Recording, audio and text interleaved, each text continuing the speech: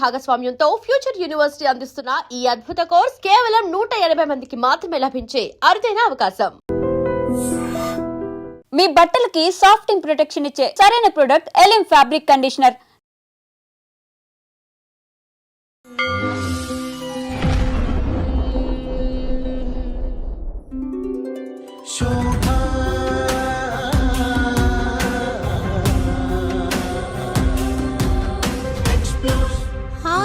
Explore only the truth, that too for you all. Shobha explores.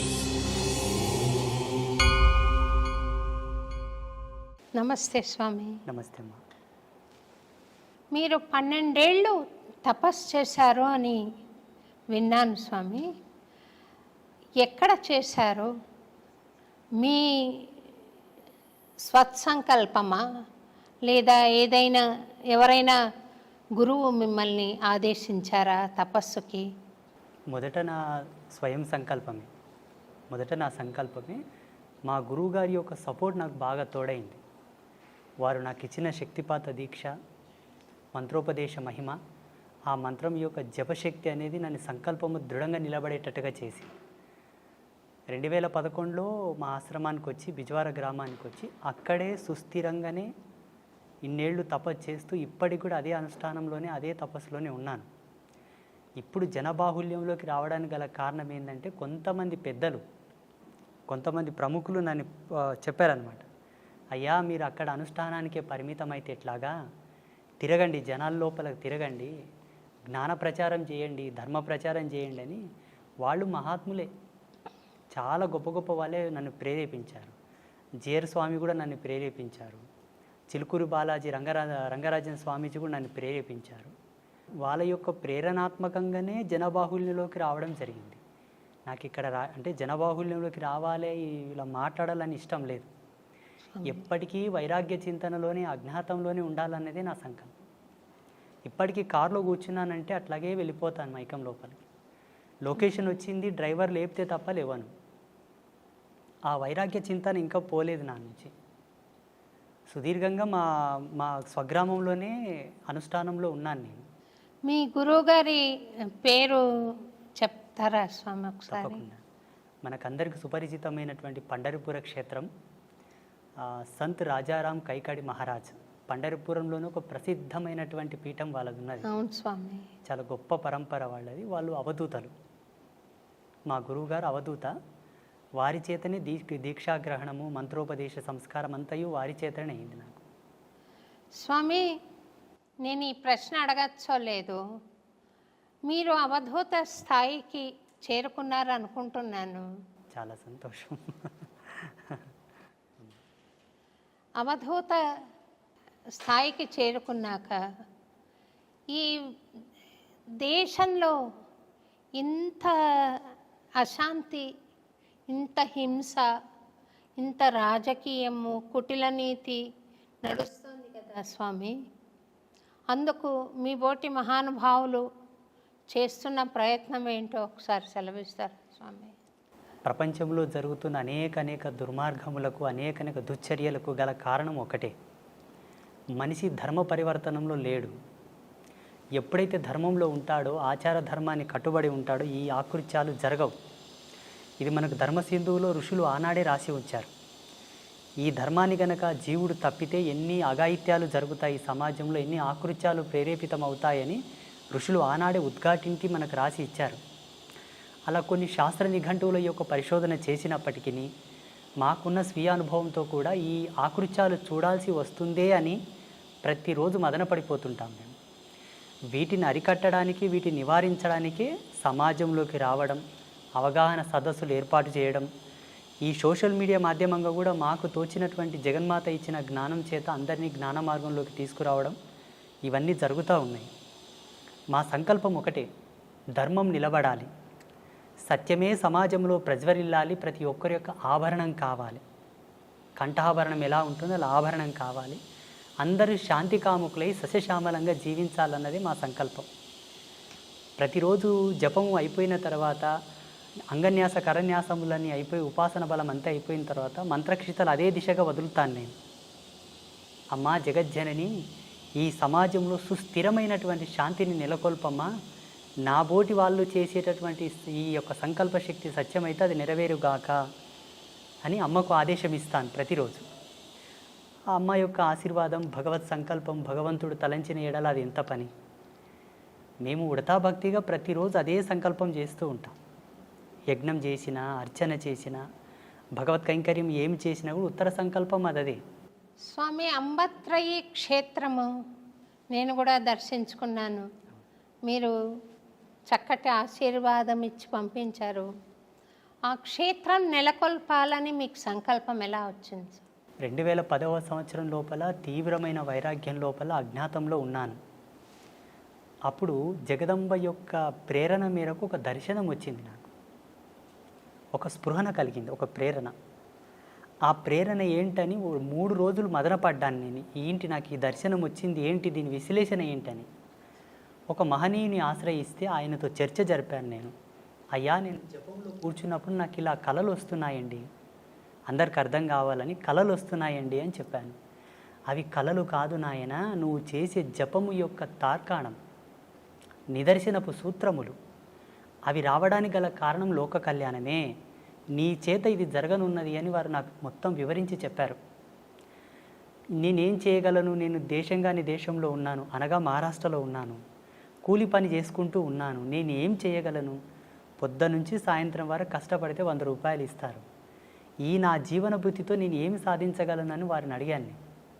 ఉత్తర క్షణమే వారు నాకు ప్రేరణ ఇచ్చారు. మీ తల్లిదండ్రులతో నేను మాట్లాడతాను, నువ్వు ఇక్కడి నుంచి వెళ్ళిపో, మీ స్వగ్రామంలో నీ వల్ల జరిగే ఉన్నాయి, నువ్వు వెళ్ళిపో అని నన్ను ఆదేశించారు. అప్పటికి నేను కొంత డబ్బు తీసుకొని ఒక వ్యక్తి కిందకు పని చేయడానికి పోయాను. ఆయన నన్ను వదలరాయి. నా డబ్బు తీర్చే వరకు నువ్వు ఎలా పోతావని ఆయన అంటాడు. మా తల్లిదండ్రులు ఆయనను వేడుకొని నన్ను పంపించారు ఇక్కడ బిజ్వార గ్రామానికి. ఇక్కడ వచ్చి 6 నెలలు తపస్సు చేశాను. మళ్ళీ అనుష్ఠానమే. 2011వ సంవత్సరం లోపల ఇలా అమ్మవార్లను స్థాపించుకొని ఒక చిన్నపాటి కుటీరం ఏర్పాటు చేసుకొని అక్కడి నుంచి నీ అనుష్ఠానమును కొనసాగించు, అది జగత్ ప్రసిద్ధమవును అని చెప్పేసి ఒక ఆదేశం. ఇప్పటికీ ఈరోజు అన్నమాయపురానికి రావడానికి గల కారణం, ఆ రోజు నేను ధ్యానామృతంలో కూర్చున్నప్పుడే వచ్చింది, నువ్వు ఈరోజు పోలేవు అని. అవునా స్వామి? వాస్తవంగా ఏదో ఒక ఫోన్ రావడం, నేను అక్కడ పోవడం, మిమ్మల్ని చాలా బాధ పెట్టాను. లేదు స్వామి, లేదు స్వామి, మీరు రావాలన్న ఒక తీవ్రమైన సంకల్పం తప్ప నాకు బాధ ఏం లేదు స్వామి. మీరు స్వామి రాలేదే, స్వామి రావాలి అని ఒక కోరిక తప్ప, ఒక ప్రార్థన తప్ప అన్యథా నేను భావించలేదు. మీ జ్ఞానం నాకు తెలుసు, మీ స్థాయి నాకు అంతో ఇంతో దర్శనం అవుతోంది స్వామి. మీ తపశ్శక్తి తెలుసు కాబట్టి మీ ఆశీర్వచనం కావాలన్న సంకల్పంతోనే మిమ్మల్ని ఆహ్వానించడం జరిగింది. నిన్న రాత్రి మీకు మెసేజ్ చేసిన ఉత్తర క్షణమే నేను అప్పటికే అనుష్ఠానంలో ఉన్నాను. మీకు ఒక మెసేజ్ చేసిన తర్వాత కూడా అమ్మతో కాస్త కళ్ళు మూసుకొని మా యొక్క సంభాషణ జరిగింది. మీరు అక్కడికి వెళ్ళడానికి గల బలమైన కారణం ఒకటి ఉన్నది. భగవంతుడు అన్ని విధాలా ఒకరిని పరిపూర్ణుడు చేయడానికి కొన్ని సంకల్పాలు ఇస్తాడు. ఆ సంకల్పానికి నాందియే మీరు అన్నమయపురం వెళ్ళడం నాన్న, నువ్వు వెళ్ళాలి అని చెప్పారు. అక్కడ స్టార్ట్ అయిన ప్రయాణం ఇక్కడనే ఆగింది. సంతోషం స్వామి. అమ్మవారు మీకు ఇక్కడికి రావడానికి, మీకు పర్మిషన్ ఇవ్వడానికి కారణం చెప్పారు స్వామి. పరిపూర్ణత్వం సిద్ధించడానికి మీరు దయచేయాలి అని. మరి అందుకు మీరు రావడం ఒకటేనా, ఇంకేదైనా సెలవిస్తారా స్వామి? తప్పకుండా. నేను రాత్రిలోనే అమ్మతో కొంత కుశల ప్రశ్నలు సలిపానమాట. సంగీత సాహిత్య వాగ్గేయ ధర్మం లోపల ఉండేటటువంటి కొన్ని కళలు, ఆ ప్రత్యేకతలు వారిలో ఉన్నాయి నాయన. వారు సారస్వతమైనటువంటి ధర్మంలోనే జన్మించారు. వారి యొక్క అనుగ్రహ ప్రేరణాత్మకమై మీరు వెళుతున్నట్టే, నువ్వు వెళ్ళటం లేదు, నీ వెంబడే ఛాయారూపకంగా నేను వస్తున్నాను. ఆ ఆదర్శ దంపతులను పావనం గల చేసి నా మాటగా వాళ్ళకి ఆశీర్వచనం మొసంగిరండి అని చెప్పారు కాబట్టి నేను వచ్చాను ఒక దూతగా. సంతోషం. ఆ ముగ్గురమ్మల యొక్క దూతగా వచ్చాను. సంతోషం. తప్పకుండా మీరిద్దరు దంపతులు అనుగ్రహిస్తారు, భగవత్ కృప పొందినట్లే లెక్క.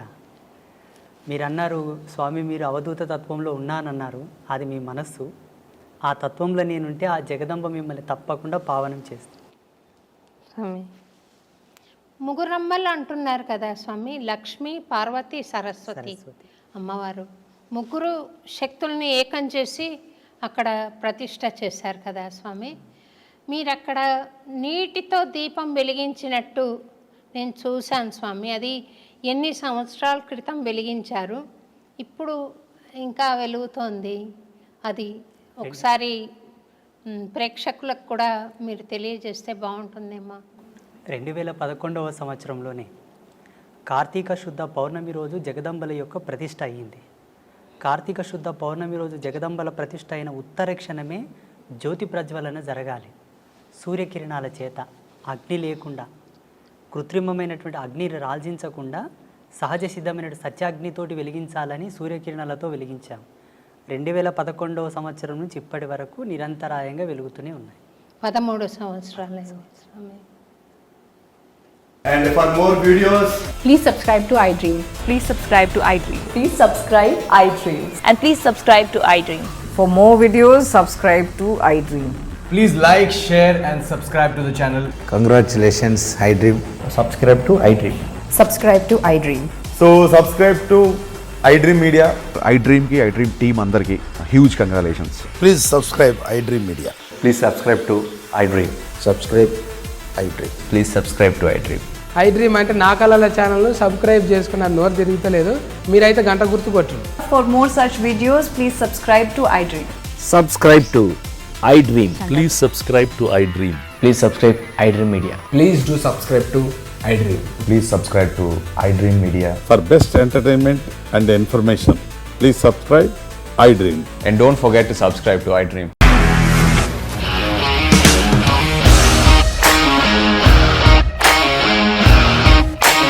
ఇండస్ట్రీలో కమిట్మెంట్ ఇష్యూస్ వస్తే నీకు కూడా వచ్చినట్టు మార్నింగ్ తీసుకెళ్ళారంటే కొట్టి పడేస్తారు.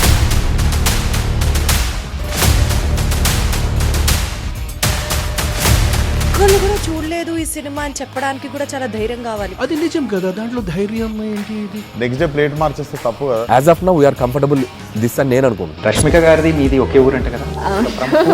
మీకు కోపం వచ్చిందంటే బాగా తిట్టేత్తరా? తిట్టేద్దామండి.